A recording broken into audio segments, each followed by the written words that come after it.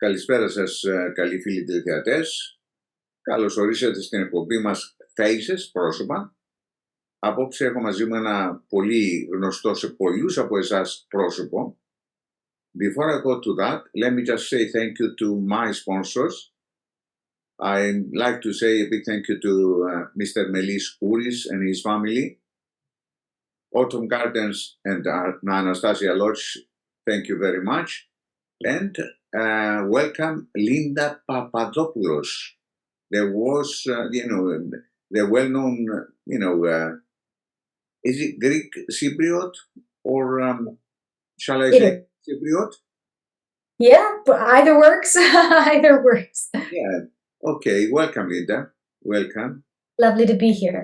First of all, I'm very happy to have you in my program. It's the first time I think we have a TV interview.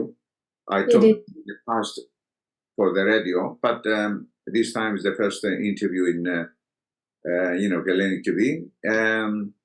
And I just want to just travel back, when you were a young girl, where you born, your family, and a little bit about your education.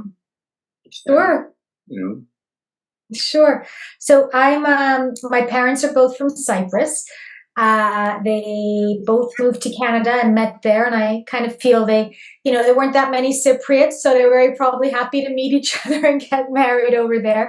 I was born in Canada, and I lived there till I was 11, almost 12 years old, at which point I moved back to Cyprus, where I did my high school years in a private English school.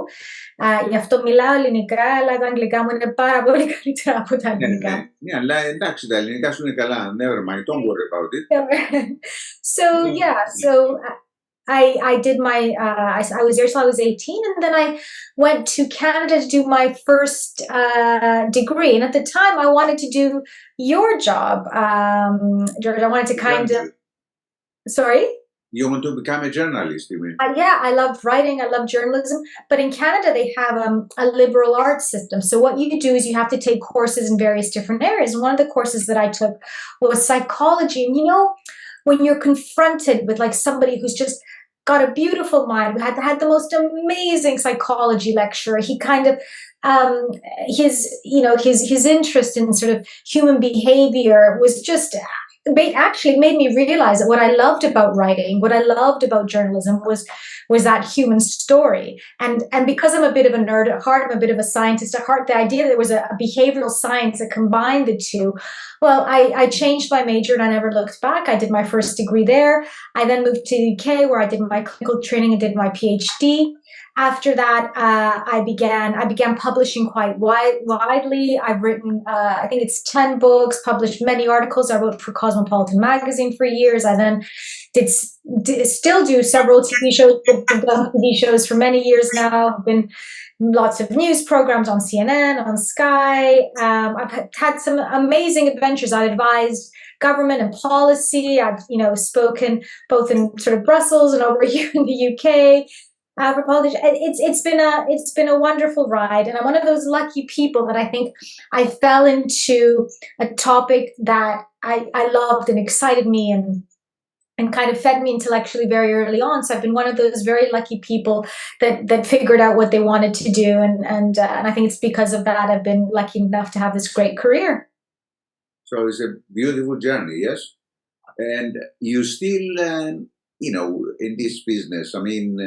You are doing, lectures and, still, doing television, programs about your subject. Yes, I suppose. Yes. There's a couple of shows on Netflix. They're currently on. One is called Autopsy, which is about it's kind of a biography show, the last days of famous people, and looking at the psychological kind of impact of sort of their decision making, how that leads to whether it's kind of illnesses or excess. So that's a fascinating one. There's another called Inside the Mind of a Serial Killer, where we get to go around and look at sort of famous cases and try and get to the bottom of it. So that's really fascinating. But again, I also still, do my research. I lecture around the world. I write a lot. So yeah, I think one of the best things about my job is that it's varied. Every day is different. So, like it's lovely to speak to you today. On Friday, I was filming a podcast. I'm filming a show tomorrow. On Wednesday, I'm doing this lovely thing that I'm sure we'll speak about later at the embassy here in London. So I think that's one of the cool things about my job, that every day is a little bit different. Yeah. You wrote some books as well, as far as I know. Yeah. They're all about like psychology. All the subjects about psychology, your books? So they're based in psychology. My first few books were academic books. So some were academic texts, some were my PhD was in an area called psychoneuroimmunology, and I kind of looked at that in relation to the skin. So there was a lot on that. And then there was books for people trained to be psychologists on becoming a therapist. But then I began to write books for, again, nonfiction for the general public. So my book Mirror Mirrors about body image. I've got another book called What Men Say, What Women Hear, about relationships between couples. More recently, I've got a book called Unfollow, about the impact of the technology on our online world. And I actually have a kids book that came out last year, which is great, kind of teaching kids how to, think more clearly, right? How to become accountable to their thoughts so that they're able to kind of, navigate the world more effectively. Yeah. What anyone has to have, to be able to become, a psychologist? What is the most important thing? I think intellectual curiosity. I think people often mistake psychology for, just being compassionate, which is, of course, a lovely part if you want to help people. But there's a lot of different ways to help people. I think good psychologists, and I say this to my students, are those that are able to read research, to understand, the methodologies behind the science, and to kind of to keep up with that. We're constantly learning more about the human brain and the human mind, and the ability to kind of have that intellectual curiosity is fundamental. I think also you need. I think there's this thing that we have in our society today where we kind of say, follow your passion, I think for those young people listening that are 17, 18, don't worry if you don't have a passion. I became passionate at my job when I got really good at it. And I'm not sure about you, but I think sometimes the difficulties in your job are what make you good at it. So, if it's something you're interested in, don't assume that it's like a simple trajectory of it being wonderful all day. Sometimes it's the tough stuff that makes it better. Mm-hmm. Thinking about people who are able to read minds, and understand other people, it's like, how you have to ask them various questions, and you go through, their life and situations to be able to understand them and be able to, help them if they are, if they need any kind of help. Yeah. So I think when you're sitting across from someone, I think the whole premise of the type of psychology that I work with clinically is cognitive behavior therapy. And it's based on the idea that first I think and then I feel. So if you imagine that you're walking down the corridor of your office and you see somebody, one of your colleagues that normally says hi, and that day they walk by and they don't say hi. If in your brain you say, oh my God, they didn't say hi. Did I say something to upset them? Are they mad at me? Have I done something to ruin the relationship? You're going to be thinking in a really kind of anxious, negative way all day.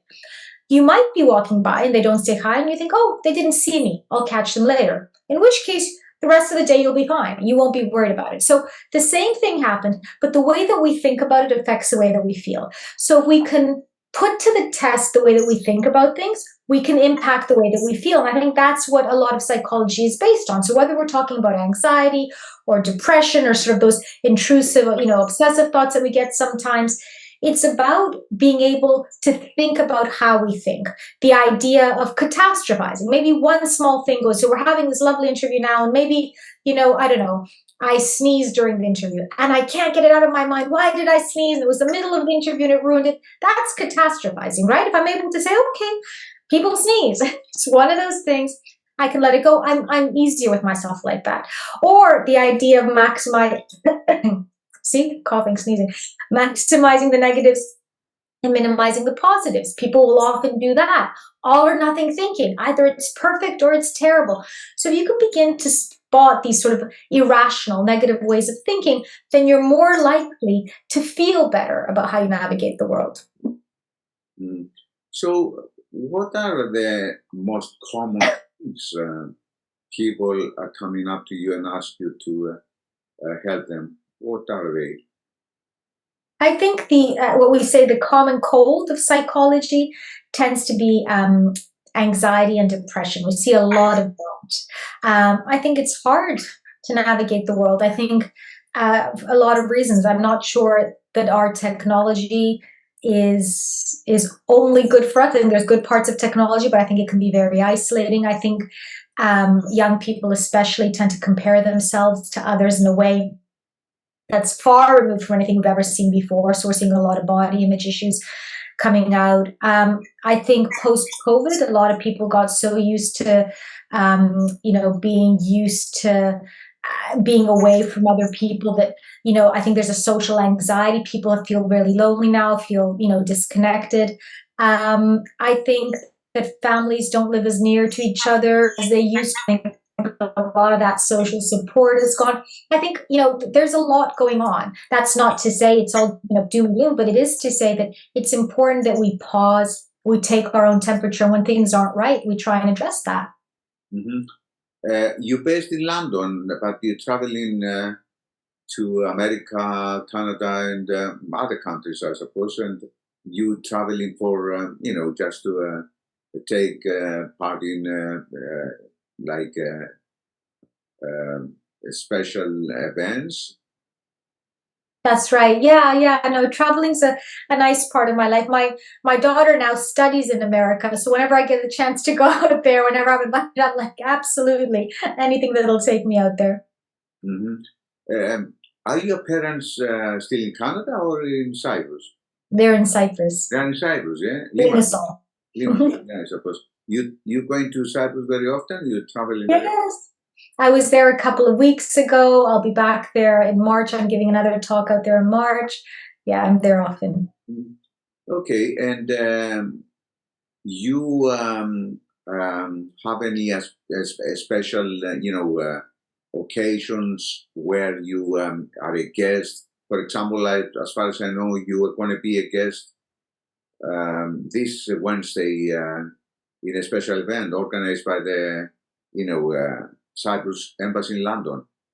I am. I'm really excited about it. It's a celebration of the refugee stamp that I don't know if everyone remembers that we have on all our letters, and it's a beautifully curated event. Maria Bafidi, who's an amazing iconographer, she kind of curated the whole thing with the embassy. So there's going to be readings of some beautiful poems. And a discussion around sort of the impact of what happened to our island sort of 1974 and beyond. So I'm very much looking forward to that. So if anyone has any problem, and wants to get in touch with you, how you can help them? How they can get in touch with you, and what is the process of this? Usually it's through their general practitioner. So if they speak to their GP, they do referrals like that. Okay. Are you, familiar with the Greek, culture, and because you lived, for quite a bit of time in Cyprus? I'm very familiar. Yes, and like for example, you cooking, you here with the Greek cuisine and all this, or? I love eating it. I'm not very good at cooking it, but I love Greek food. My mother's an amazing cook. And actually near where I live, there's this because I live in an area where there's not many Greek restaurants, but one opened recently, so I'm very excited about that. Yes. You have a family, your own family? I do. I have my husband and my daughter. I have one child. Child, how old is your child? My daughter's 21 years old. Ooh, lovely. Yeah. She's following your footsteps? She's going to be... No. My daughter is studying pure math at Harvard, so she's got an amazing brain, but very different to mine. I was not a fan of math. So what is your advice about situations like, people panicking about, for example, it was the COVID. Now it's not just the COVID, but some other viruses going around, and people are panicking and they don't know what to do, and they are anxious to get rid of their problems. What is your advice to keep them calm and to be able to sort their problem out? I think you need to understand that the way that we get information these ways is designed to raise our anxiety, right?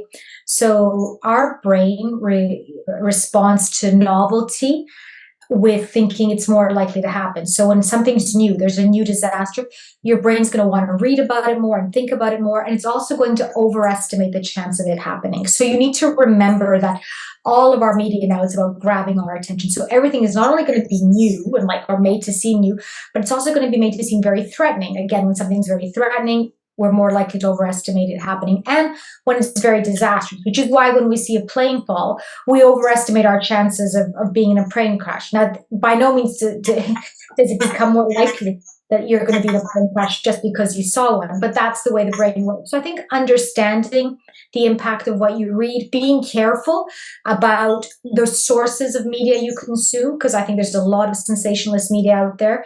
And I think taking a moment to just think a bit more critically about what we're consuming media-wise. Mm-hmm. Okay. There is, people asking about, situations like, for example, young people, when I talk to them, asking about, getting so anxious to how to be able to go through their exams. And they're panicking, and they think, they're not going to be able to succeed. And, they don't know what to do. What is your advice for them? The young people who are, going through these situations. Yeah, look, I think it's tough for young kids. I think there's the whole kind of exam pressure has gotten really out of control. And so I think pacing yourself, which means not kind of leaving things, if you can, to the end and panicking, but trying to, because many times when we're anxious, we avoid. So we're like, I don't want to think about it. And then, it all comes at once. So trying to pace yourself, I think getting as much support as you can. And that means speaking to teachers, speaking to tutors, speaking to parents to kind of carve that out. Having a well-balanced diet of relaxation. Don't kind of go all in where all you're doing is killing yourself studying, making sure you take regular breaks, connecting with good food, with exercise, with good friends. All this stuff is good for you. And I think finally remembering that everyone's in the same boat, right? I think that's one of those things to hold on to. I always say to people, if somebody else can do it, then probably you can too, right? So this idea like, oh my God, it's so much harder. So kind of trying to minimize how, those negative thoughts and how you speak to yourself about them. Mm-hmm. Okay. Another question about, relationships. How can anyone keep a relationship going when they're facing, difficulties like economical crisis and other crises, and they're, not able to cope? What is your advice? How they can keep, the relationship going without, getting into arguments and trouble, and then, Yeah, I think you see to see your husband or wife as your partner, right? I think what often happens is when we have a problem, we kind of put it in between us and argue like that. I think we need to sit next to each other, put the problem in front of us, and try and solve it together.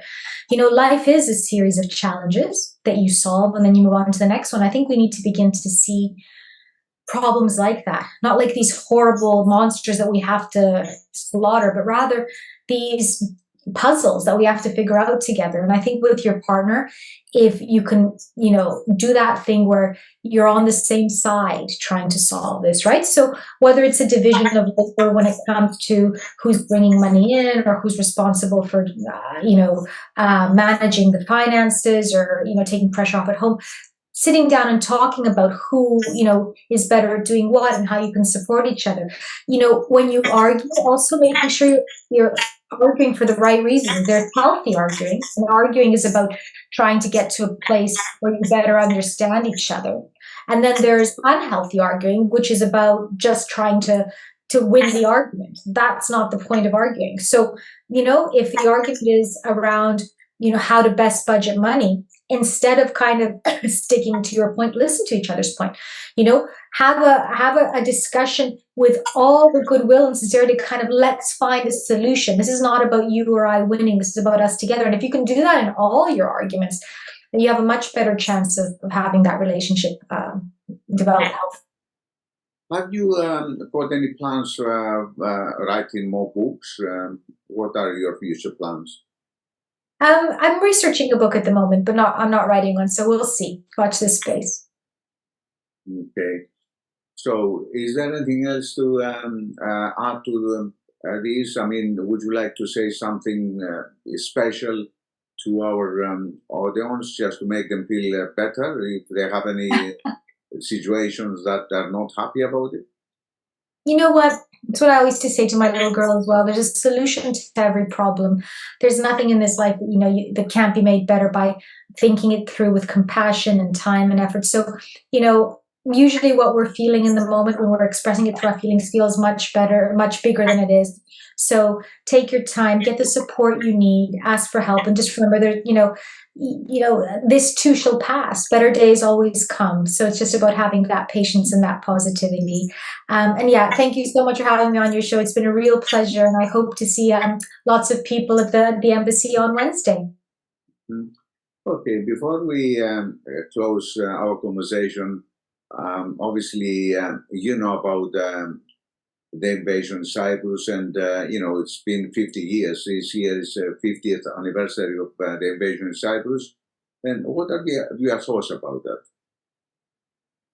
What are my thoughts? It's heartbreaking that it's gone by, that 50 years. I mean, it seems unbelievable to me. I just hope we can get to a place where this big thing that's hung over our island for so long is resolved, because it is like this cloud. It is like the shadow of the Cyprus problem. I hope we get to a place where we can resolve it and live, in peace and prosperity, which we all deserve. Okay, Linda, thank you very much for giving us the chance to talk to you and find out about yourself, and for your advice about a few subjects. And I wish you all the best for your life, and I'm looking forward to have you on my radio show as well to talk about similar situations. And what else can I say? Thank you again. Thank you so much. Have a lovely rest of the day. Bye-bye. Thank you. Κάπου εδώ να ευχαριστήσω και τους ιστορικούς μας, το Anastasia Lodge και Norton Gardens. Ευχαριστούμε πάρα πολύ. Και την ερχόμενη εβδομάδα, την ερχόμενη Κυριακή, θα είμαστε μαζί και πάλι με ένα άλλο πρόσωπο. Ευχαριστούμε πάρα πολύ.